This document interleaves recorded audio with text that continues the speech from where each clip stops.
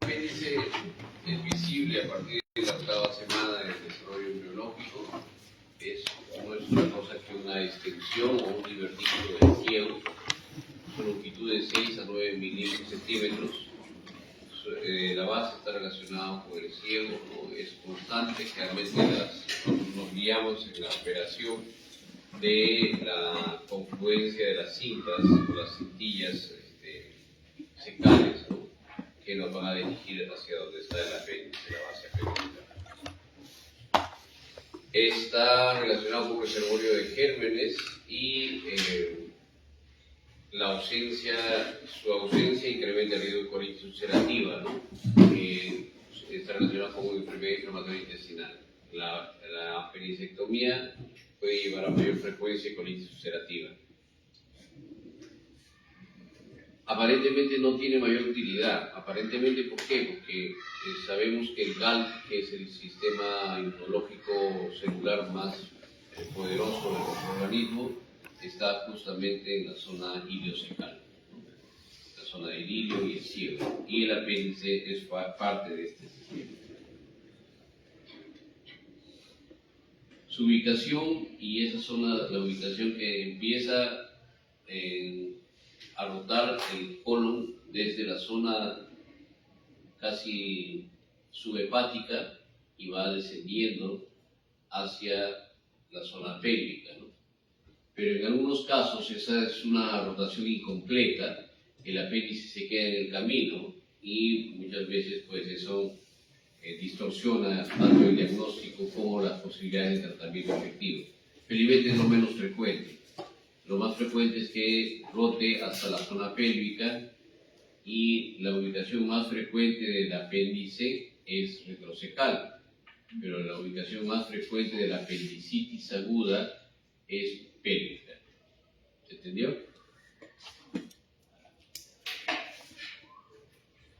Listo.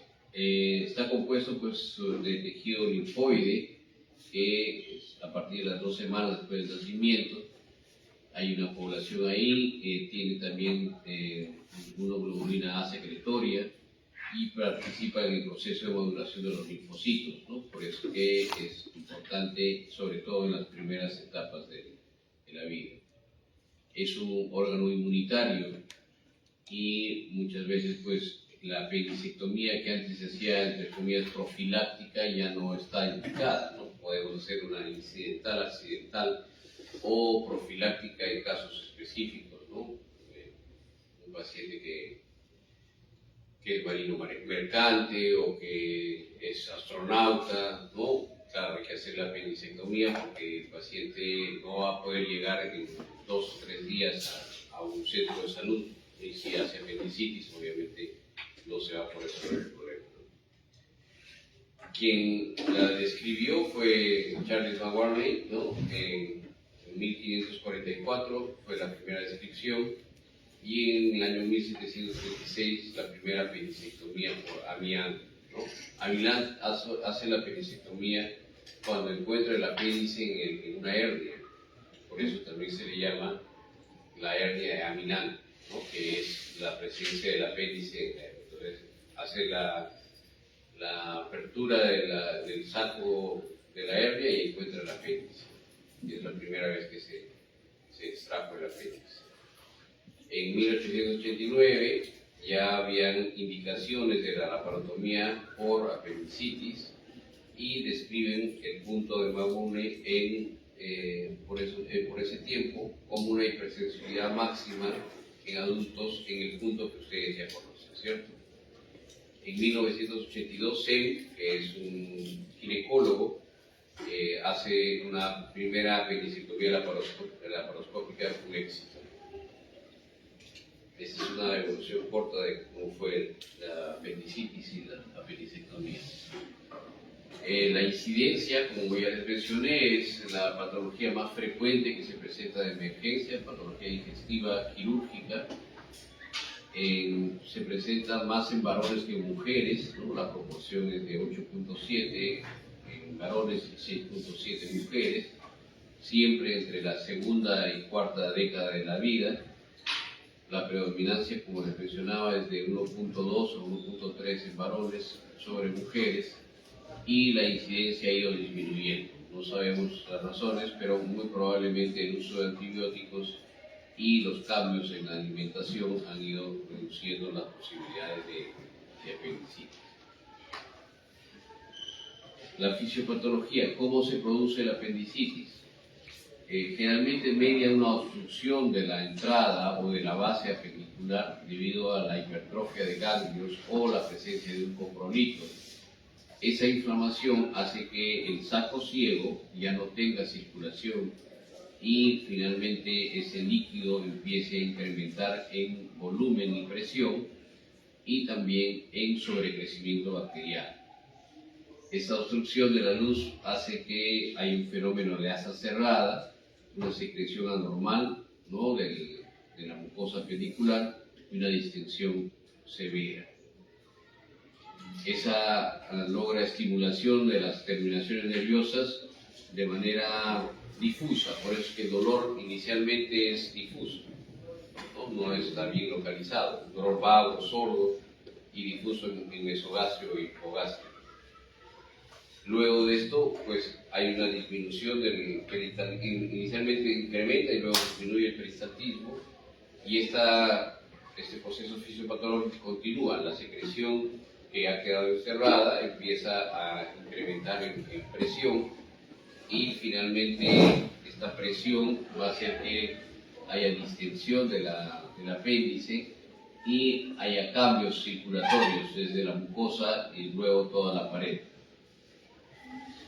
Esa presión venosa luego se va a concluir con incremento de la presión en los capilares y las vénulas, y el proceso inflamatorio pues hace que las bacterias invadan la mucosa, ya que está totalmente isquémica, y finalmente hagan una perforación transmural.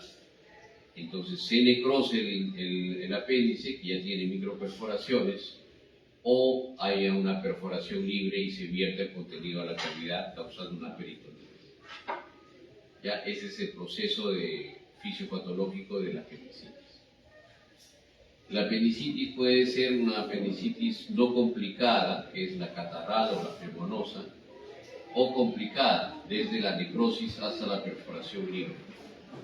Entonces podemos clasificar una apendicitis aguda edematosa, catarral, una flemonosa que tiene abscesos pequeños en la pared del apéndice, y la necrótica o gangrenada o gangrenosa, que es una apéndice que ya tiene necrosis de la pared, por lo tanto ya hay microperforaciones e invasión de los gérmenes a la cavidad. Ya es complicada. Y la perforada pues ha vertido su contenido hacia la cavidad, o en todo caso ha formado un plastrón con el epíplomo y asas adyacentes para evitar que esta perforación continúe vertiendo su contenido a la cavidad, ¿no? Y ese es el proceso de formación de un plastrón appendicular. Los gérmenes más frecuentes son la Escherichia coli y Bacteroides fragilis, así como también el Clostridium perfringens, son los dos anaeróbicos que predominan en el caso de apendicitis aguda, y el tratamiento antimicrobiano va dirigido a estos gérmenes, ¿no? Usualmente el tratamiento que damos es un tratamiento acortado, ya no es de 7 a 10 días, ni menos de 7 a 14 días. Generalmente se recomienda de 3 a 5 días de un tratamiento antibiótico efectivo. Esta es la bacteriología, es variable muchas veces en las poblaciones, sobre todo en pacientes oncológicos, pacientes nefrópatas, pacientes cardiópatas, ancianos. Entonces es importante que cada hospital o cada nosocomio haga un perfil microbiológico de acuerdo a cuáles son los gérmenes más frecuentes, y de acuerdo a eso diseñe un tratamiento antibiótico para su población. La clínica, el paciente viene con un dolor abdominal, no es súper intenso, es moderadamente intenso, al menos al inicio, ¿no? Y se mantiene así, es un dolor continuo que se inicia en epigastrio, mesogastrio, y luego de 4 a 6 horas se va a irradiar o localizar en fosa ilíaca derecha, ¿ya? Se acompaña de anorexia o hiporexia, náuseas y vómitos, generalmente alimentarios, algunas veces biliosos, y alteración del tránsito con constipación. No hace deposiciones porque esa reacción inflamatoria hace que no haya peristaltismo, ¿no? En algunos casos tiene fiebre, ¿no? Parte del cortejo sintomático, y los signos habituales pues, de dolor localizado en el cuadrante inferior derecho. Cuando el apéndice es retrocecal, las manifestaciones de abdomen anterior son menores, ¿no? Y hay que hacer a veces buscar unos signos especiales como el obturador o el psoas, ¿no? El signo de psoas, para detectar la apendicitis retrocecal sobre todo. No está de más decirles que el apéndice retrocecal tiene un diagnóstico más difícil. ¿Por qué? Porque las manifestaciones son pocas y tardías, ¿no? A diferencia del apéndice que está pélvico o anterior, que le tocas el abdomen y pues se salta de dolor, ¿no? El retrocecal o el retroperitoneal no da esas manifestaciones frecuentemente. Incluso estando perforado da una retroperitonitis que de alguna forma aísla el abdomen anterior, la cavidad peritoneal, de la retroperitoneal. Por eso es que el diagnóstico a veces se hace difícil y las intervenciones son tardías. Lo más frecuente es los puntos de Magugne y Bloomberg, ¿no? Que se presentan en la cocíliaca derecha, y hay una serie de signos apendiculares como el Robson o el signo de psoas, ¿no? Que en semiología ya les han descrito el de San Martín, etcétera, ¿no? Cuando tenemos una sospecha de apendicitis aguda, con la sospecha epidemiológica, es decir, de un paciente varón joven, ¿no? Con un dolor persistente de corta evolución, que ha sido acompañado de náuseas y vómitos, y que viene pues tocándose el abdomen inferior, sobre todo del lado derecho, uno tiene que pensar en apendicitis aguda. Puede utilizar una serie de calificadores, el que más utilizamos es la escala de Alvarado, pero también puede utilizarse la IR, ¿no? La ventaja de la IR, que es un calificador también de apendicitis aguda, es que incorpora la PCR, proteína C reactiva. El Alvarado es básicamente clínico y de hemograma. De acuerdo a eso, uno puede calificar con una alta probabilidad, intermedia o baja probabilidad. Los pacientes que tienen alta probabilidad, es decir, que tienen un Alvarado sobre 8 o 10, que es lo máximo, no necesitan tomografía, lo que necesitan es rápidamente hacer su prequirúrgico y operarse. Sin embargo, las escuelas americanas y algunas europeas ponen a la tomografía como un elemento esencial en el proceso diagnóstico. Nosotros generalmente lo reservamos para pacientes donde hay una duda diagnóstica real, que quiere decir que el hemograma es negativo, que el examen de orina puede que no tenga alguna positividad y que su evolución no es la esperada de acuerdo a un cuadro de apendicitis. Entonces ahí hacemos una tomografía y que obviamente su Alvarado está sobre 6 o menos de 6, ¿no?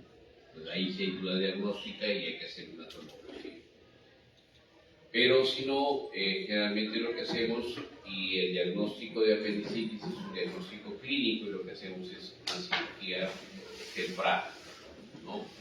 Se da tratamiento antibiótico como antibiótico profilaxia o terapéutico si está perforado, y se procede a la cirugía. El gol estándar para cualquier estado de apendicitis complicada, no complicada, con peritonitis difusa, generalizada, siempre es la laparoscópica, ¿de acuerdo? No porque está complicada vamos a hacer abierta, al contrario, los mayores beneficios que puede tener el procedimiento es cuando el apéndice está complicado con peritonitis, porque nos permite una mejor ubicación, un mejor lavado, ¿no? Y obviamente ninguna complicación o mínimas respecto a la herida operatoria.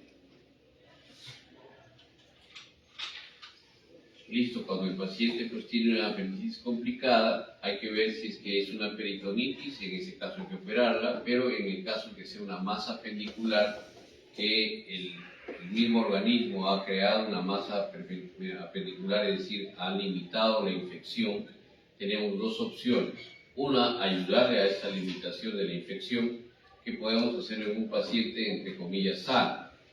Pero en un paciente que tiene inmunodeficiencia o en un paciente que es nefrópata o un paciente anciano, no esperemos que su organismo haga más de lo que podamos hacer nosotros. Entonces, en esos pacientes, así formen un plastrón, muchas veces terminamos operando.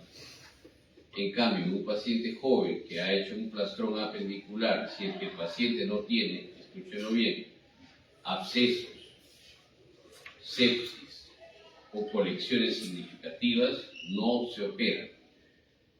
Se le da tratamiento antibiótico de amplio espectro.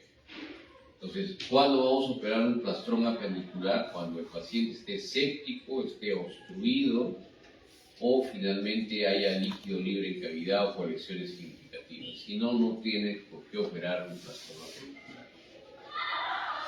Hay escuelas, ¿no? Y hay una propuesta de Cayetano, por ejemplo, de hacer las operaciones vía laparoscópica lo más pronto posible, ¿no? El absceso, el plastrón se diagnostica y se opera. Pero esto pues puede llevar a errores, ¿no? Y a veces lesiones intestinales que lamentablemente son una causa frecuente de complicaciones posteriores. Bien, estos son otros de los signos que les había mencionado de la apendicitis. En el laboratorio lo clásico es que tengamos una elevación de los leucocitos y también una desviación izquierda, que quiere decir que los abastonados, las células inmaduras también se elevan en su porcentaje. El predominio generalmente es moderado de polimorfos nucleares y hay una linfopenia relativa. Le llamamos relativa ¿por qué? Porque proporcionalmente, como incrementan los polimorfos, los linfocitos se ven reducidos, pero no necesariamente es cierto, ¿no? Lo otro es la PCR. La PCR sirve como diagnóstico y de hecho está dentro de los parámetros del AIR, que es una forma de un calificador de apendicitis aguda. Hay un consenso y les invito a que lo revisen, que es el consenso de Jerusalén, ¿no? Que fue propiciado por la Sociedad Mundial de Cirugía de Emergencia, donde se describe y ahora ha sido actualizado este año. Sí, en los primeros meses de este año ha salido la actualización del consenso de Jerusalén y cuáles son las mejores actividades o acciones que debemos tomar, tanto diagnósticas como terapéuticas en el caso de apendicitis aguda. Jerusalén, no se olviden. Las imágenes nos ayudan muchísimo, ¿no? En la ecografía, la radiografía no tanto, y la tomografía, pues, algunos consideran en algunos esquemas, sobre todo el Colegio Americano de Cirujanos y la Asociación Española de Cirujanos, AEC, que la tomografía es el gol estándar en cuanto al diagnóstico por imágenes de apendicitis. Pero claro, en esos hospitales, en esos medios, ¿no? El acceso a tomografía no es difícil. Nosotros sí tenemos que todavía trasladar al paciente muchas veces, ¿no? Entonces nosotros manejamos más el diagnóstico clínico que el tomográfico. La ultrasonografía es rápida, barata, pero es siempre dependiente, ¿no? Y muchas veces del operador, y muchas veces si el paciente está con distensión abdominal, ¿no? Con muchos gases, con ilio, va a ser muy difícil llegar al diagnóstico. ¿Qué se ve en la ecografía de un apéndice normal? Es una estructura tubular de terminación ciega y su diámetro es de 5 milímetros. ¿Qué vemos cuando hay una apendicitis? Este diámetro se incrementa, las imágenes de varios contrastes, varias capas, ¿no?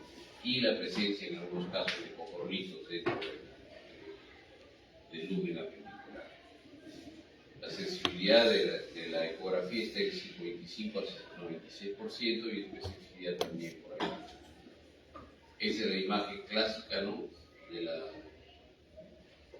la apendicitis, ¿no? Una estructura cilíndrica no compresible con una pared pues que tiene varias capas.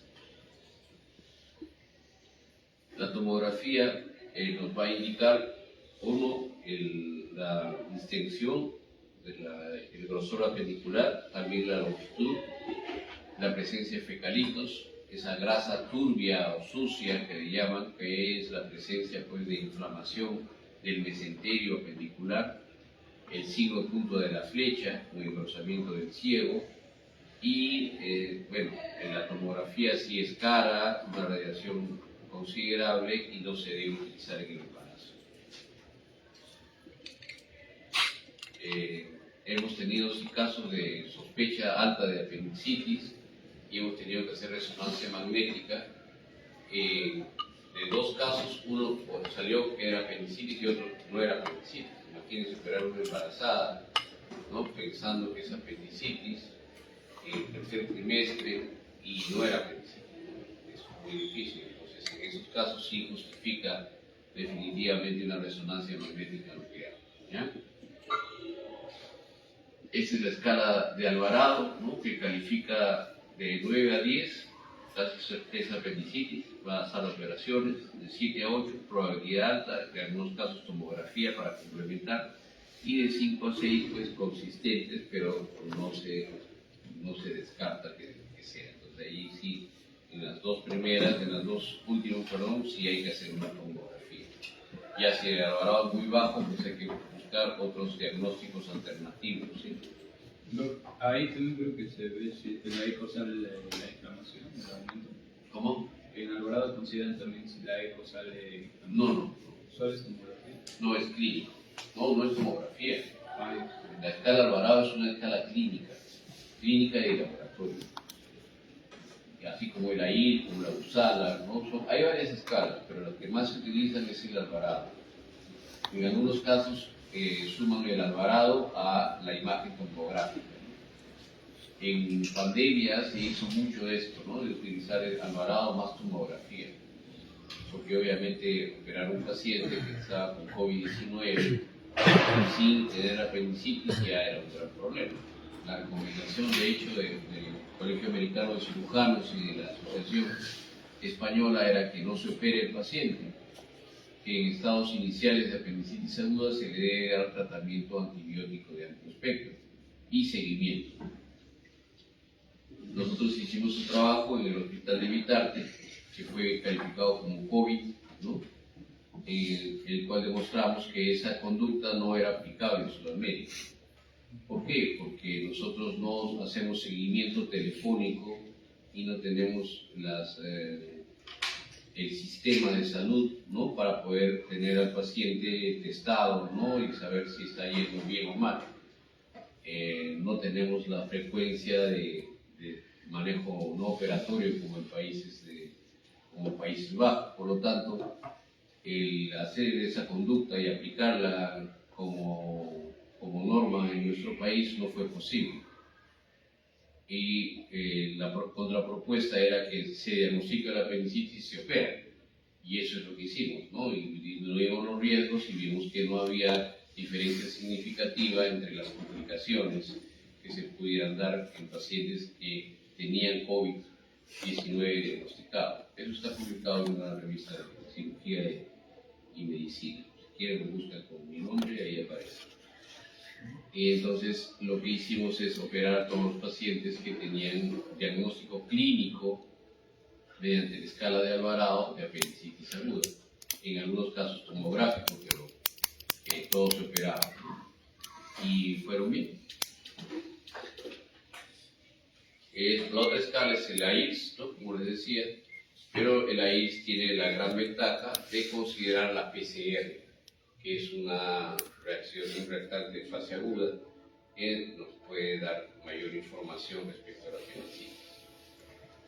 Alvarado califica hasta 10, ¿no? Y los síntomas son los siguientes: clínico, migración del dolor, anorexia, náuseas y vómitos, todos como 1.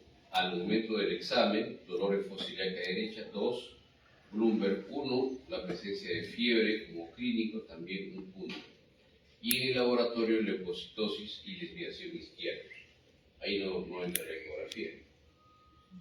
En algunos casos, cuando tienen un alvarado, como mencioné antes, ¿no?, de 5 a 6 consistentes con apendicitis, hay un esquema donde Salomón y Saverio, ¿no?, de Italia, en ese caso del sur de Italia, donde había mucho COVID y avanzaron bastante con el diagnóstico, ellos proponen hacer una tomografía contrastada cuando ya tienes ese alvarado para poder descartar completamente o aseverar si tienes apendicitis aguda. Entonces ahora los nuevos esquemas de apendicitis aguda en el diagnóstico para Latinoamérica todavía sigue siendo clínico, pero para otros países como Europa o Estados Unidos es clínico más tomografía, ¿no? Ese es el gol estándar de diagnóstico.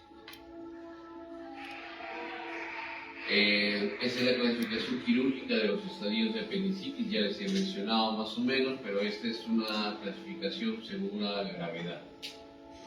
Para nosotros la apendicitis puede ser complicada y no complicada. No complicada en estado de fremonosa y congestiva, ¿no?, o inflamatoria o catarral, y complicada en estado necrosado o perforado, ¿no? Pero esta es una clasificación mucho más precisa, donde dice, por ejemplo, que el estadio 1 puede ser eritematosa, edematosa, abscedada o necrosada.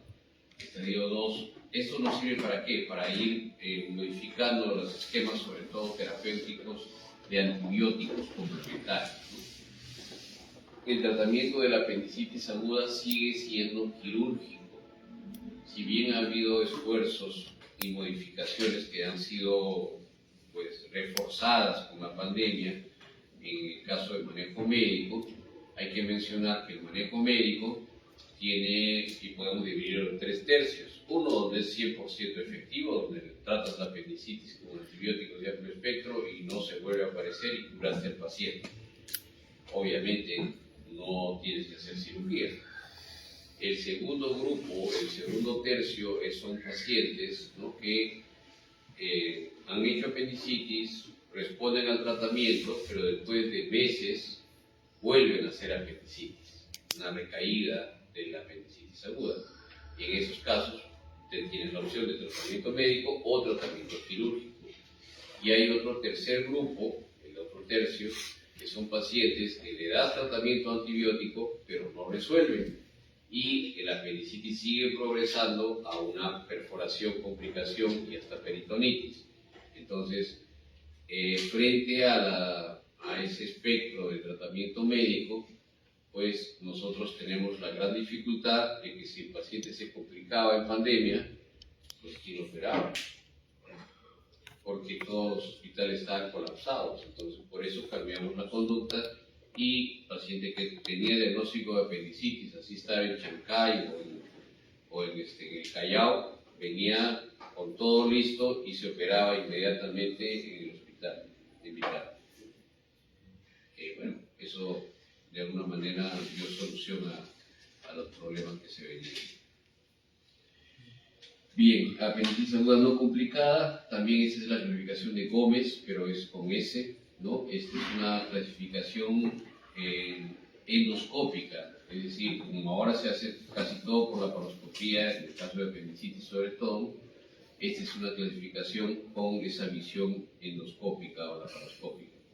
Grado 0, apéndice normal, 1 es apéndice inflamado, grado 2 cuando hay necrosis, si es segmentaria o es de la base, 2B, grado 3 si es un tumor inflamatorio, si es un plastrón, si está abscedado y es menos de 5 centímetros, si es un abscedado más de 5 centímetros, y grado 4 cuando es una peritonitis difusa. ¿Para qué nos sirve esta clasificación? Para saber qué hacer. En caso de apéndice normal o inflamado, pues lo que se hace es una apendicectomía y una ligadura muñón libre, ¿no? Sea endoscópica por nudos intracorpóreos o con nudos extracorpóreos. En cambio, si está necrosada y es una necrosis en A, pues no hay problema, lo tratamos como tal, ¿no? Pero si es con una necrosis en la base, sí tenemos que hacer otros procedimientos como una rafía cecal, una cetoplastía o una jareta para reforzar, pues, la base y evitar la filtración de contenido cecal. Y el grado 3 va a depender si es que es un plastrón, ¿no? Si es que ese está abscedado o no, y la magnitud del absceso, para ver si es que damos tratamiento antibiótico complementario, o en algunos casos incluso no se hace más, se deja el plastrón ahí, no se hurga tratando de buscar el apéndice, y pasamos a la etapa de tratamiento médico. Todas las peritonitis difusas, definitivamente sí hay que hacer el lavado, ¿no? Un lavado que ya está también determinado cuánto debemos lavar, de 50 a 100 centímetros cúbicos por kilogramo de peso, no más, ¿no? Porque si no, lo que hacen es el lavado ayuda a diseminar los gérmenes, ¿no? Diluye, y puede hacer que la peritonitis que estaba localizada finalmente termine como difusa. Entonces no hay que hacer un lavado profuso, hay que hacer el lavado lo suficientemente necesario para limitar la contaminación y reducir el inóculo bacteriano en la zona. 1. Drenaje, no se recomienda dejar drenes. En algunos de los protocolos todavía dicen que debe dejarse drenes de acuerdo a juicio del cirujano, pero hicimos un trabajo que demostró que el uso de drenes en los pacientes con apendicitis aguda lo único que hace es retardar 1 o 2 días la hospitalización. Cuando hicimos las apendicectomías en tiempos de COVID, nadie le dejaba drenes. ¿Por qué? Porque si le dejas un dren, tenías que ir a curar ese dren por 1 o 2 días y retirar el dren también al 3er día. Y cada vez que visitabas al paciente tenías que cambiarte completamente y terminar el círculo bañándote y otra vez, ¿no? Cada vez que vas a ver al paciente hacías eso. Entonces nadie quería dejar drenes. ¿Qué pasó? No pasó nada. Todo fue bien. Cuando pasó la pandemia, otra vez los drenes. Y eso, lo que se demostró es de que solamente el beneficio que tenía de poner drenes era ninguno respecto al paciente, pero lo que hacía era retardar el tiempo de hospitalización, 1 o 2 días. Ese trabajo todavía no lo hemos publicado, pero ya nos pasó la información. ¿Y cuándo hacer una colonoscopía? Cuando ustedes tienen una masa apendicular, ¿no? Y no la tratan porque no está obstruido, no está abscedado, no está séptico, es un plastrón, pero tienen un índice de sospecha de que de repente esa masa apendicular está ocultando un tumor, ¿no? Un tumor apendicular o un tumor de ciego. Entonces, para ello, lo que se hace, y eso está en el protocolo de Cayetano, es hacer una colonoscopía de control al mes o mes y medio. De tal manera que una vez resuelto el plastrón, ustedes lo examinan endoscópicamente, determinan de que no hay ninguna neoplasia y pues sale el endoscopio y el paciente está curado. El tratamiento del plastrón apendicular es con antibióticos, si es que no hay complicaciones que les he mencionado. En algunos casos, ¿no? Sí se tiene que deshacer el plastrón, pero bajo riesgo de lesiones intestinales. ¿Cuál es el inconveniente? Antes hacíamos apendicectomía de intervalos. ¿Qué quiere decir? Que manejábamos el plastrón apendicular con antibióticos, se desinflamaba y después de 6 meses, a veces un poco más, el paciente reingresaba para sacarle ese apéndice. ¿De acuerdo? Eso se llama apendicectomía de intervalo. Ahora ya no lo hacemos. ¿Por qué? Porque la frecuencia de que este apéndice tratado médicamente vuelva a ser apendicitis es de 5 a 7%. Y la frecuencia de apendicitis aguda en la población es de 5 a 7%. ¿Qué quiere decir? Que el paciente tiene las mismas posibilidades de hacer apendicitis que cualquiera de nosotros. Entonces no hay necesidad de sacar el apéndice porque estaríamos haciendo, entre comillas, una apendicectomía profiláctica. Y eso no se hace. ¿Ya? Entonces, apendicectomía de intervalo ya no se hace. Lo que a veces sí nos está pasando es que estamos haciendo apendicectomía de buñón apendicular. ¿Qué sucede? Cuando hacíamos cirugía abierta, era muy sencillo llegar a la base apendicular porque tú palpabas y tocabas y sabías exactamente hasta dónde estaba la base apendicular y hacías una ligadura. Pero en el caso de la cirugía laparoscópica, te es más complicado y más difícil determinar el punto exacto de transición entre el ciego y el muñón apendicular. Y muchas veces confunde, sobre todo en apéndices complicadas o necrosadas, y dejan parte del apéndice. Hará menos de un mes que operé a un paciente joven que estaba con abscesos, incluso tenía ya una inflamación dérmica en la zona inguinal derecha y estaba en UCI, no respondía al tratamiento y lo operaron 2 veces por abscesos apendiculares. Habían solucionado las colecciones, pero primero le hicieron la laparoscópica, después lo convirtieron a abierta, hicieron los drenajes de los abscesos, pero el paciente persistía séptico y joven, 22 años. Y cuando entramos, pensando en que había una dehiscencia de muñón, no encontramos eso, sino encontramos un trocito de más o menos 3 centímetros de apendicitis que estaba abierto y que obviamente el contenido perpetuaba por los abscesos. Se terminó de sacar el apéndice y el paciente resolvió todo el cuadro. Entonces, sí hay que tener mucho cuidado cuando hacen una apendicectomía laparoscópica, estar totalmente seguros que han llegado a la base apendicular. Y la tratan pues con clips o con ligadura, como fuese el caso. El diagnóstico diferencial de la apendicitis va desde una gastroenterocolitis, una linfoadenitis mesentérica, un divertículo de Meckel, úlcera perforada, insuficiencia, sobre todo en niños, en causas urológicas, cólico ureteral, infecciones urinarias, sobre todo en mujeres, y en mujeres también el diagnóstico diferencial con toda la patología ginecológica, quistes de ovario, embarazo ectópico, folículo de Graf roto, ¿no? Es el síndrome de medio mes, la endometriosis y la tumoración ovárica. Todo eso puede confundir con la apendicitis. Por eso es que en mujeres en edad fértil es importantísimo hacer una laparoscopía y, si es que es el caso y se corrobora el diagnóstico, hacer la apendicectomía. Y si no hay apendicitis y hacen una laparoscopía y es un dolor pélvico crónico y no encuentran otra patología, ¿qué es lo que tienen que hacer? Nada.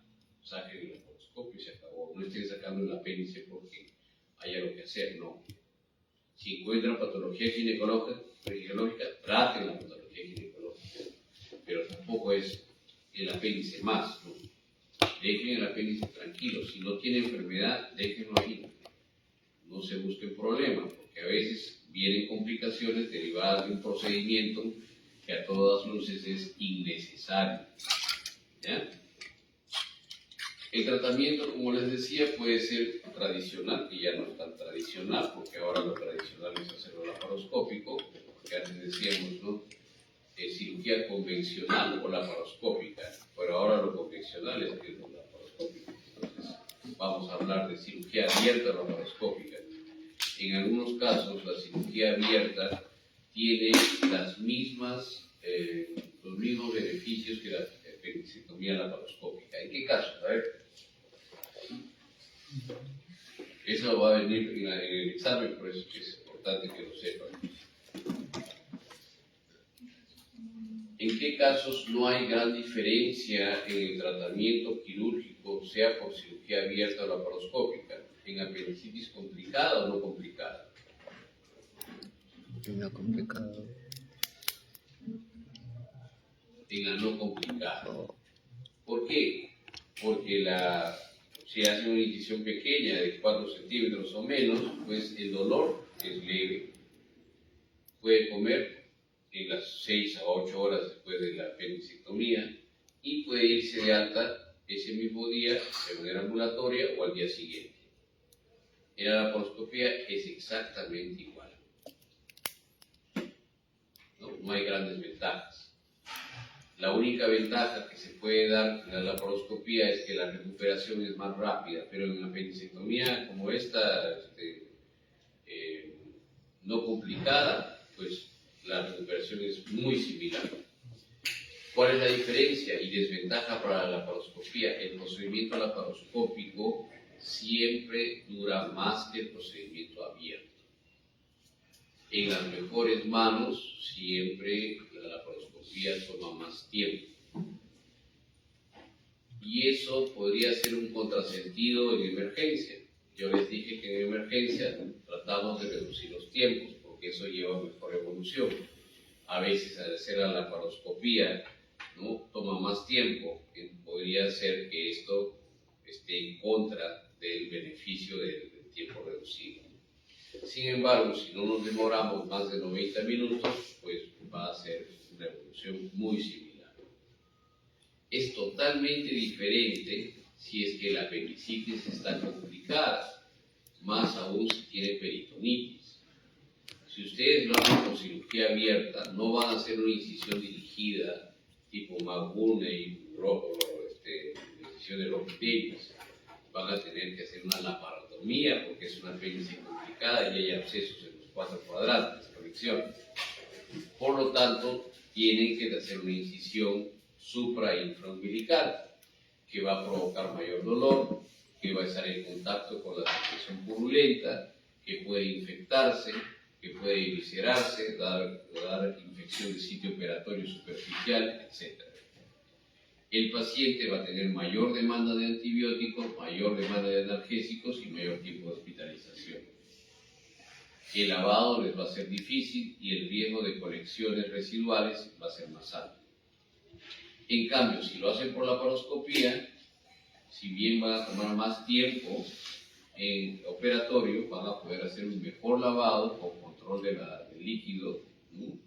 Van a poder explorar bien toda la cavidad abdominal, porque es visual, y además de esto, no van a tener heridas grandes, van a tener heridas todas menores de 1 centímetro. El riesgo de evisceración o complicaciones infecciosas está bastante reducido, ya que utilizan una interfase, que es el trocar. El trocar les da protección para todo el manipuleo que hacen en la cavidad, y eso pues da grandes ventajas. El paciente va a tener menor tiempo de hospitalización, una mayor recuperación, va a iniciar la vía oral más tempranamente y sus actividades habituales también van a ser dadas en corto tiempo. Entonces, las grandes ventajas que da la laparoscopía son más visibles en pacientes que tienen una apendicitis complicada que en la no complicada. ¿Entendió? Más aún, hay pacientes en los cuales la laparoscopía va a tener grandes ventajas. Inmunosuprimidos, mujeres en edad fértil y obesos. Porque imagínense una apendicectomía en una paciente obesa de 120 kilos con un panículo adiposo de 10 centímetros que se infecta. Es todo un drama y van a tener que curar al paciente, a veces hasta reintervenir, hacer la curación de los abscesos, hasta cámara hiperbárica, si hace fascitis o celulitis. Entonces, todo eso puedes evitarlo si lo haces con laparoscopía. Entonces, el tratamiento no operatorio, ya les he mencionado más o menos las dificultades que tienen, que un tercio de estos pacientes pueden recidivar o recaer, y otros grupos sí pueden estar muy bien con el tratamiento. Entonces, el tratamiento laparoscópico es el gol estándar para cualquier estado de apendicitis, ¿de acuerdo? Tiene ventajas en algunos pacientes, muchas más que en otros, pero el gol estándar siempre es la laparoscopía. ¿Ya? Se usan 3 puertos, uno en el ombligo, otro suprapúbico y otro epigástrico, y de acuerdo a eso los beneficios son menor dolor, menor tiempo de hospitalización y pronta recuperación. La masa pendicular, ya les he mencionado, la masa pendicular solamente es sujeta a tratamiento quirúrgico de emergencia o de urgencia si es que el paciente está séptico, si es que hay una colección significativa o el paciente tiene obstrucción intestinal asociada. Si no tiene ninguna de estas características, el tratamiento es antibióticos y nada más. Si resuelve con eso, si el paciente está comiendo, está haciendo deposiciones, el dolor es manejable y no hay signos de sepsis, tratamiento antibiótico. ¿Cuánto? Hasta 14 días. Después de 2 semanas, el paciente se va de alta, sigue haciendo su vida normal. ¿Regresa en algún momento? Nunca. No es necesario porque de nuestra parte no le vamos a hacer apendicectomía de intervalo. ¿Está bien? Las cosas han ido cambiando un poco. ¿Puede repetir, por favor? Dijo sepsis, ¿qué más? Colecciones y obstrucción. Ahí está, mira. Ah, ya, perdón. En el video lo veo. Complicaciones que puede tener una apendicitis, la peritonitis, los abscesos intraabdominales, la formación de un plastrón sedado, flemón y las fístulas intestinales. La rotura apenicular tiene un tasa de perforación cada vez mayor y aquí hay un cambio que se ha dado y se manifiesta en el proceso Jerusalén. Cuando venían pacientes con apendicitis aguda, le diagnosticas el problema y le dices, bueno, ¿sabe qué, señor? Va a tener que esperar porque para este nivel del hospital, generalmente pacientes jóvenes no se operan acá, se operan en periferia. No, pero yo quiero operarme acá. Bueno, va a tener que esperar 24 horas, no, que se va a mejorar. Eso ya no es cierto. Si es que un paciente está con tratamiento antibiótico, el proceso etiopatogénico de la apendicitis fisiopatológico que les he mencionado se interrumpe. Entonces, si un paciente tiene apendicitis diagnosticada, ustedes le pueden dar tratamiento antibiótico y limitan la progresión de la enfermedad. O sea, muy probablemente ese paciente no se va a perforar su apéndice y va a hacer una peritonitis. No, se me va a morir, no tiene que operarlo ahorita. Eso ya no es cierto. ¿Ya? Y eso lo mencionan en el Consenso de Jerusalén y en la última actualización también. ¿Por qué les digo esto? Porque en otros países, en nuestro país también hay un grupo que está haciendo esto hace tiempo. Ya no se hace apendicitis a las 3 de la mañana o a las 5 de la mañana. Se hace de manera ambulatoria. El paciente se le da tratamiento y de repente llega así a las 11 de la noche. Okay, le das tratamiento antibiótico, está en el NPO, le das hidratación, le calmas el dolor porque ya no necesitas mantenerlo con dolor para saber cuál es el diagnóstico, ya es innecesario. Y a las 8 de la mañana entras a operar, le haces la laparoscopía, le sacas el apéndice, a las 9:30 está en recuperación, a las 10 ya tomó su agüita, al mediodía prueba algún alimento y a las 2, 3 de la tarde se está yendo para su casa. ¿Listo? Eso es cirugía mayor ambulatoria. ¿Se puede hacer? Sí. Se ha hecho aquí en el Perú, se sigue haciendo en el Hospital Cayetano Heredia. Tienen un servicio de cirugía ambulatoria. Facilita muchísimo, por supuesto. No tienes que hospitalizar al paciente, tienes menos gastos operativos, no necesitas enfermero, no necesitas hospitalización, uso de antibióticos, hidratación, dietas, nada. Lo que necesitas es básicamente educar a la familia y al contexto, al entorno, incluso a los colegas, ¿no?, de que esta es una buena medida y que el apéndice no se va a perforar porque está con tratamiento antibiótico efectivo. ¿Listo? Entonces eso se puede hacer. Otras complicaciones. ¿Cómo sospechamos de complicaciones del apéndice?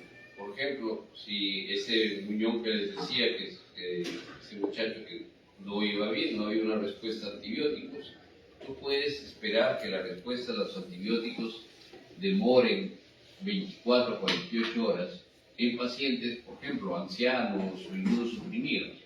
Pero un paciente joven, tú no esperas que siga pues séptico 3, 4 días, ¿no? Con distensión abdominal, vomitando, fiebre, dolor abdominal, no. Esperas que haya una respuesta pronta. Entonces, en esos pacientes, si es que tenemos fiebre, leucocitosis o hipersensibilidad, ¿no?, rebote localizado, entonces hay que pensar en complicaciones, que puede ser desde un absceso residual hasta una dehiscencia del muñón apenicular. Entonces hay que estar advertido de estas posibilidades. No es posible que el paciente con fiebre se vaya a casa, ¿cierto? Con dolor abdominal intenso. Lo que tienen que es valorar, y en este caso sí es importante hacer una tomografía, porque no hay forma de tener un buen diagnóstico por imágenes de una complicación si es que no le haces una imagen tan fuerte como una tomografía. ¿Ya? Los abscesos también, de la misma manera. Ahora tenemos la gran ventaja de poder hacer el drenaje percutáneo, que evita una reintervención y obviamente reduce los tiempos de tratamiento antibiótico, ¿no? Y demanda del mismo. Sin embargo, no todos los hospitales tienen eso, y en algunos casos los abscesos pueden ser múltiples o están mal localizados, o es en una zona donde uno puede abordarlo radiológicamente. Pero es cuestión de que ustedes hablen en sus hospitales, ¿no? Hay radiólogos que sí son intervencionistas con gran efectividad, y hay otros que no quieren hacer el procedimiento, simplemente. No es cuestión de trabajar con ellos y convencerlos.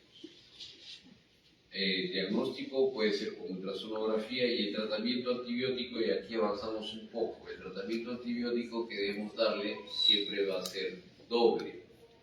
¿Por qué? Porque los gérmenes que están en el apéndice y en el tracto gastrointestinal son polimicrobianos. Van a haber enterobacteriáceas y van a haber anaerobios. ¿De acuerdo? Para las enterobacteriáceas les pueden dar tratamiento con ceftriaxona, ciprofloxacina o cualquier cefalosporina de segunda o tercera generación. También pueden utilizar un aminoglucósido como amicacina. ¿Sí? Y para los anaerobios deben utilizar metronidazol o clindamicina. Se prefiere siempre el metronidazol. Es un tratamiento combinado que se da para el caso de apendicitis aguda complicada, o sea, desde necrosada para adelante. ¿Ya? Si el paciente tiene una peritonitis ya y tiene manifestaciones de sepsis, entonces, ¿qué le tenemos que dar? Ya no es suficiente el tratamiento combinado con ceftriaxona o metronidazol, o ciprofloxacina, si es alérgico al beta-lactam. Tenemos que escalar a piperacilina tazobactam, 3.375 cada 6 o 4.5 miligramos por cada 8 horas, ¿no? Piperacilina tazobactam. Si el paciente, además de hacer sepsis, tiene comorbilidades, ¿no? Es un anciano, es un obeso, es un paciente que tiene HIV, es un paciente que se dializa, entonces a ese paciente ya no le podemos dar piperacilina tazobactam, debemos dar un carbapenem. El carbapenem comunitario es el tapenem, y los hospitalarios está el meropenem y el imipenem, ¿no? Pueden dar ertapenem 1 gramo cada 24 horas, o meropenem 2 gramos cada 8 horas, dosis sepsis, o imipenem 500 miligramos cada 6 horas, en el caso de apendicitis aguda complicada con sepsis y comorbilidades. Entonces, esa es la manera en la cual ustedes tienen que dar tratamiento en el caso de apendicitis o peritonitis, si se presenta en los pacientes. Ahora, el tratamiento no es un tratamiento de escalamiento. ¿Qué quiere decir? Primero voy a hacer ceftriaxona, vamos a ver cómo va, al segundo día está febril, vamos a cambiar a piperacilina tazobactam, al tercer día de tratamiento el paciente está vomitando, está con insuficiencia respiratoria, nos le pasamos a ertapenem. No, ese es escalamiento. Nosotros tenemos que hacer el tratamiento de desescalamiento. ¿Qué quiere decir? Si tenemos factores de riesgo y comorbilidades y estado avanzado de la enfermedad, es decir, está haciendo sepsis, inicien con un carbapenem y le toman un cultivo, y después de 48 a 72 horas, con el resultado del cultivo y viendo al paciente, pueden deescalar el antibiótico, darle un tratamiento antibiótico a la sensibilidad que han aislado. Pero si es que después de 3 días van a ver al paciente y está intubado, está con inotrópicos, está poligúrico, no le cambien el antibiótico, que siga con el Platinum. Pero si ya hay mejoría, entonces hacen el descalamiento. La técnica de descalamiento ha dado mejores resultados. ¿Por qué? Porque la formación de abscesos residuales es menor, la efectividad clínica es mayor y la resistencia bacteriana, debido a que descalas, ¿no?, es menor también. Entonces, en cambio, el escalamiento tiene todo lo contrario. Tú haces cambios de acuerdo a efectividad clínica. Le va mal al paciente y escalas. Le va mal y sigue escalando. Todo eso es tiempo y afección, obviamente, del paciente. Listo. ¿Preguntas?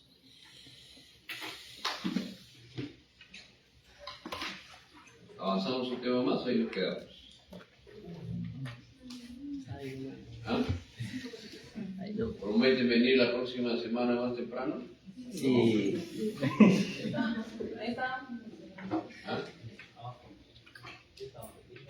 Ya, entonces ya seguimos. Estoy diciendo para que vengan más temprano, para quedarnos aquí, o sea que la próxima semana ya con más espacio podemos... no, no hay problema, yo sigo para adelante hasta las 7. ¿Hasta qué hora es el horario? 45. Ya, faltan 7 minutos. ¿Viene la próxima semana más temprano o seguimos? Usted dirá. ¿Los 7 minutos que faltan? Sí, ¿Ah? 45. ¿Los 7 minutos que faltan? Sí. Dice que los 7 minutos, no hay problema. Entonces vamos a hablar de infección intraabdominal complicada. ¿Ya? ¿Cómo se define la infección intraabdominal complicada? A la solución de continuidad y cuando los gérmenes se vierten en la cavidad. ¿Qué quiere decir? Cuando está necrosado o perforado. ¿Está bien? El cuadro clínico se desarrolla dentro de 24 horas y hay una invasión del peritoneo. Muy probablemente estos casos van a cirugía. Hay algunos elementos o factores predictivos el cual nos dice que no vamos a poder controlar el foco. ¿Cuáles son? Estos de aquí. Este es un estudio que hizo Solomkin, que demostró que estos factores pueden hacer que la infección no pueda ser controlada incluso con una sola cirugía. Retraso de la intervención mayor de 24 horas, apache mayor de 15, edad avanzada, comorbilidades, bajo nivel de albúmina 2.8, pobre estado nutricional y IMC menor de 18.5, peritonitis difusa en los 4 cuadrantes, incapacidad de debilidad en el tejido, en caso de pancreatitis y la presencia de malignidad. ¿Listo? ¿Cómo vamos a abordar una infección intraabdominal complicada? Tenemos que hacer una fluidoterapia de resucitación, es decir, pasarle volumen de cristaloides inicialmente y después incluso inotrópicos. El control de la infección, que es inherente a nuestra profesión. Como cirujanos tenemos que controlar la infección de manera efectiva, sea por drenaje percutáneo, por laparotomía o por laparoscopía. Y lo último, y el tercer pilar de este tratamiento, es la selección adecuada del antibiótico. Ya les he dado un avance más o menos como es en apendicitis. Lo mismo hay que hacer en todas las patologías que vamos a ver durante el curso. Entonces, ¿qué debemos hacer? Iniciar antibióticos dentro de la primera hora si está en shock séptico, y dentro ya no son 8 horas, sino son 6 horas si es que hay un compromiso, sin compromiso de drenaje. Drenar el foco infeccioso, tomar hemocultivos selectivos, no hay que cultivar todos, sino hay que hacerlo selectivo en pacientes que tienen un grado de inmunosupresión. ¿Ya? Aquí, está bien. Tienen un grado de inmunosupresión. En adultos, la cobertura siempre para bacilos gram negativos, que son enterobacteriáceas, y para aerobios y anaerobios facultativos. ¿Listo? Otra recomendación es que hay que utilizar una dosis óptimas, no hay que estar dando dosis corregidas, hay que dar dosis altas, ¿no? Ciprofloxacina, por ejemplo, 400 miligramos cada 12 horas, meropenem 2 gramos cada 8 horas, unas dosis que sean las suficientes como para poder evitar resistencia y tener buen efecto terapéutico. se recomienda el tratamiento específico en pacientes con enfermedad con baja severidad. Es decir, el cultivo y el escalamiento nos da la opción de un tratamiento mucho más dirigido. Esquema de tratamiento 4 a 7 días, ahora dicen 3 a 5 días. Siempre el esquema acortado va a ser mejor. Había el ex rector de esta universidad, que es el doctor Valareso, que es cirujano y ya no trabajaba hace un tiempo ya.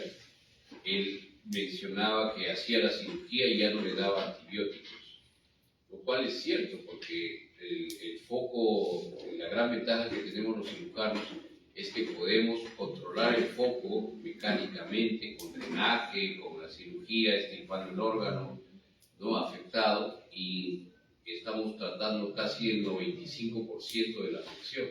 El antibiótico resulta ser complementario, a menos que el paciente haya hecho sepsis, una reacción inflamatoria ¿no? asociada al patrón de respuesta bacteriana. No es necesario continuar el tratamiento oral. Las infecciones intraabdominales complicadas pueden ser adquiridas en la comunidad, apendicitis, o pueden ser nosocomiales. Ahora ya no se les llama infecciones de la comunidad, infecciones hospitalarias, se les llama infecciones asociadas a cuidados de salud, a las hospitalarias. ¿Por qué? Porque ahora en la época moderna ya tenemos pacientes con nutrición parenteral domiciliaria, con diálisis ambulatoria, con terapia del dolor en casa, ¿no? Entonces, muchas de las acciones que antes se hacían solamente en el hospital se han trasladado al home care, al cuidado en casa. Y eso puede hacer que también los gérmenes se extiendan y su resistencia a la población, ¿no? Por eso es que se les divide de esa manera. ¿Cómo debemos tratar en líneas generales? Una infección intraabdominal complicada, gastrointestinal, por supuesto, con una cefalosporina, con fluoroquinolonas como moxifloxacina, ticarcilina clavulánico o carbapemitos, ¿no?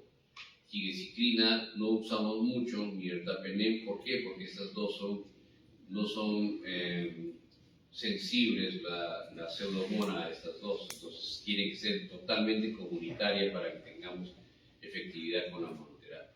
Y la combinada es las cefalosporinas que les mencioné, o las fluoroquinolonas en caso de alergia a beta-lactámicos, más metronidazol. Ya no estamos utilizando clindamicina por la colitis pseudomembranosa y sobre el crecimiento bacteriano que puede dar este antibiótico. ¿Bien? Las infecciones intraabdominales pueden ser con bajo riesgo para BLE. ¿Qué cosa es? Ah, sí, el espectro extendido, la beta-lactamatosa. O sea, son gérmenes resistentes, ¿no es cierto? Si es que ¿cuáles son los factores que pueden llevar a resistencia bacteriana? Estos. Reciente hospitalización, reciente uso del tratamiento antibiótico de amplio espectro, ancianos. Por lo tanto, lo que tratamos de hacer es, si tienen esos riesgos, pues le vamos a dar tigecyclina, ertapenem, pero si no tienen esos riesgos, pues las mismas opciones que acabamos de mencionar, estas de aquí. ¿Listo? Piperacinato azobactam, que es una buena monoterapia, como les mencioné, ¿no? Para tratamiento de infecciones moderadas, y la combinación que puede ser cefalosporinas. Nosotros preferimos siempre ceftriaxona, metronidazol. Yo les llamo el combo 1 porque eso siempre usan cuando él le han dado combo 1 todos. Y los intensivistas a todos, ¿qué le dan? Meropenem, vancomicina. No saben ni para qué, pero le están dando meropenem, vancomicina. Si nosotros sospechamos de pseudomonas aeruginosa, es decir, un paciente que ha necesitado ingresar a UCI, que tiene catéteres, ¿no? Que se ha dializado, es un paciente ya muy comprometido, entonces probablemente pueda estar la pseudomonas ahí. En ese caso, no hay que dar carbapemeno, pipetazo, ni cefalosporinas, metronidazol. Hay que cambiar a un tipo de carbapenem hospitalario, meropenem o imipenem, y piperacilina más un aminoglucósido, ¿ya? Con gram negativos que son resistentes. Y otras opciones de tratamiento, cuando son gram negativos o enterobacteriáceas con ple positivo, por ejemplo una Klebsiella, una KPC, entonces sí podemos dar y debemos dar carbapenems, tigecyclina o colistina, que ya es un antibiótico que se considera de reserva, sobre todo en pacientes que se ha aislado, por ejemplo, Acinetobacter baumannii o un tipo de Klebsiella resistente. Vamos a ver. El enfoque tiene que estar dirigido a la infección, al huésped y finalmente el antibiótico de selección. ¿Cómo vamos a seleccionar? En base a una terapéutica razonada. Tenemos que definir el problema, cuáles son los objetivos terapéuticos, qué estrategias vamos a utilizar, no farmacológicas y farmacológicas. Dentro de las no farmacológicas está la hidratación, inotrópicos, transfusión sanguínea, y las farmacológicas está el uso del antibiótico. Y seleccionar de acuerdo al antibiótico que tenga mejor característica para este tipo de paciente, para este tipo de infección, si es gram positivo, gram negativo, si es resistente, si es intrahospitalario o es comunitario, la respuesta que tiene el paciente, cómo está su inmunocompetencia, es desnutrido, es obeso, es nefrópata, es cirrótico, y finalmente cuál es el órgano que está siendo comprometido. Es respiratorio, es abdominal en nuestro caso, ¿no? Es urinario. Muy sencillo. Todo lo que está por encima es gram positivo. Va bajando, es gram negativo. ¿De acuerdo? O sea, ¿qué van a hacer? Estafilococo, estreptococo, piel, problemas respiratorios, digestivos, enterobacteriáceas, urinario, también están las enterobacteriáceas. Entonces son gram negativos los de abajo y gram positivos los de arriba. Y esos son los gérmenes que uno no quiere encontrarse porque tienen mucha resistencia. Enterococcus faecium, Staphylococcus aureus, Clostridium difficile, Acinetobacter baumannii, la Pseudomonas aeruginosa y las enterobacteriáceas que son resistentes. Entonces, la selección del antibiótico tiene que ser la más adecuada para que en el postoperatorio el paciente vaya a recuperación y no se vaya a otro sitio, ¿sí? No a un post-ups, ¿no? Sino un postoperatorio. La selección de antibióticos ha demostrado que una buena selección no solamente evita la mortalidad, la morbilidad, sino que el porcentaje de reintervenciones también es menor, así como reducir los tiempos de hospitalización. Hay que hacer estudios para saber la bacteriología local, ¿no?, de nuestros hospitales y de acuerdo a eso diseñar qué antibióticos debemos emplear. ¿Ya? Hay que conocer qué gérmenes son. Nosotros hicimos un estudio muy antiguo, creo que hace 10 años, en 2016, aquí está, en el Hospital Almenara, donde demostramos pues, que la resistencia, por ejemplo, a quinolonas era casi 60% y la resistencia a ceftriaxona era casi 50%. Aquí está el estudio que lo publicamos en la revista de gastroenterología de Perú, ¿no? Y encontramos incluso gérmenes que usualmente no están en la comunidad, ¿no? Se hizo el estudio en apendicitis y en colecistitis preferentemente. Ahí están los gérmenes. Y diseñamos un protocolo para intervención basado en 5 puntos: reanimación apropiada, precoz, antibiótico, terapia efectiva, basado en lo que les acabo de decir, una cirugía de prevención de daños, una valoración preoperatoria con indicadores que en algún momento se los voy a mencionar, el Apache, el Pusum, el Clavin-Lindo, y el soporte crítico temprano, es decir, que el paciente no esté esperando y esté hipoperfundido, no por horas, sino que pase tempranamente a una unidad de cuidados intensivos. Listo. Causa de la laparotomía, ya eso ya no lo vemos. Bien, muchachos, entonces nos vemos en los 10 minutos.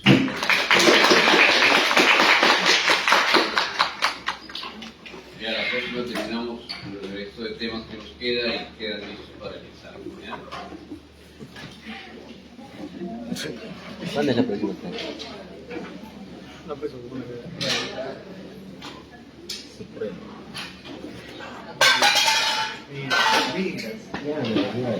Ya lo sé.